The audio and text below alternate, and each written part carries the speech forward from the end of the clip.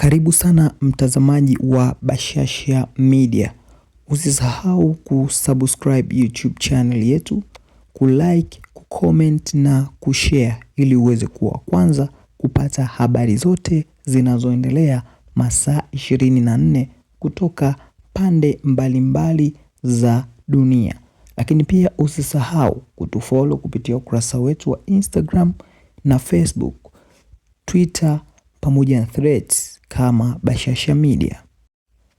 Jimbo Kuu Kanisa Katoliki la Dar es Salaam linatangaza kifo cha Mwadhama Polycarp Kardinali Pengo, askofu mkuu mstaafu wa jimbo hilo, kilichotokea leo saa 4 usiku akiwa amelazwa katika taasisi ya moyo ya Jakaya Kikwete jijini Dar es Salaam.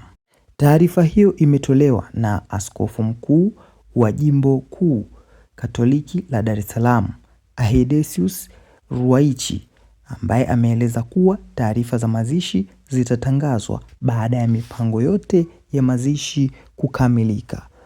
Salamu za pole ziwafikie Wakristo wa Katoliki wote na waamini wote wa dini ya Kikristo. Ikumbukwe ya kwamba ni siku moja tangu kuanza mfungo wa Kwaresma, na taarifa hizi ndizo zimewakuta Wakristo wakiwa katika mwanzo kabisa wa mfungo wa Kwaresma. Ikumbukwe ya kwamba siku chache zilizopita ilitangazwa taarifa ya kwamba Kardinali Pengo anaumwa na hali yake haikuwa vizuri sana, na alikuwa anaandaliwa kwa ajili ya kupatiwa matibabu, na wakaomba Wakristo wote na Wakatoliki hasa waweze kumwombea. Na Bwana ametoa na Bwana ametoa, jina lake lihimidiwe.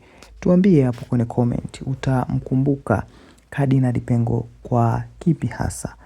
Kama ulikuwa ni muamini wake, au wewe kama Mroma, kama Mtanzania, maana viongozi wa dini ni viongozi pia wa nchi, wanatoa ushauri mbalimbali. Ulipenda nini kutoka kwake, na utakumbuka nini zaidi kutoka kwake katika uongozi wake alipokuwa askofu mkuu wa Kanisa Katoliki Dar es Salaam?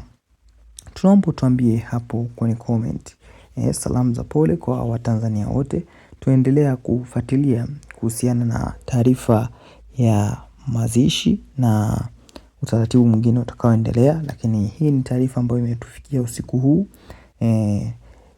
majira ya saa 7 usiku, ikiwa ni saa 1 tangu siku imepinduka, ndipo Kardinali Pengo amefariki. Ndipo taarifa ilipotoka, ambapo taarifa ya mwanzo inaeleza kwamba alifariki majira ya saa 4 usiku. Asante sana kwa kuwa pamoja nasi. Usisahau kusubscribe, kulike, comment na kushare YouTube channel yetu ili uweze kuwa kwanza kupata habari zote zinazoendelea.